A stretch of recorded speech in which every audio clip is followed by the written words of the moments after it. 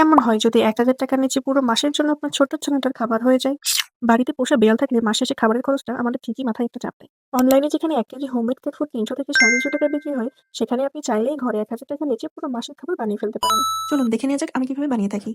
এখানে আমি ৪.৫ কেজি ফার্মের চিকেন, ১ কেজি মিষ্টি কুমড়া এবং ২৫০ গ্রাম গাজর সবকিছু ভালোমতো কেটে সিদ্ধ করে নিয়েছি প্রেসার কুকারে এবং মাংসগুলো হাড় থেকে আলাদা করে নিয়েছি।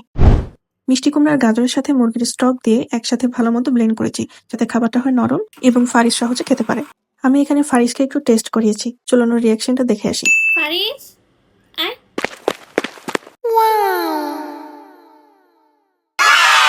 দেখলেন তো কিভাবে চেটেপুটে খেয়ে নিল? এখানে আমি কলিজার সাথে সবজি এবং হাড্ডি সহকারেও ব্লেন্ড করেছি। এখানে মুরগির স্টকটাও একটু বেশি লাগবে আর হাড্ডিগুলো মিহি করে ব্লেন্ড করেছি, যাতে ক্যালসিয়াম আসে এবং খাওয়ার সময় টেস্টটাও একটু ডিভাইড হয়ে যায় এবং ওর খেতে যাতে একঘেয়ে না লাগে।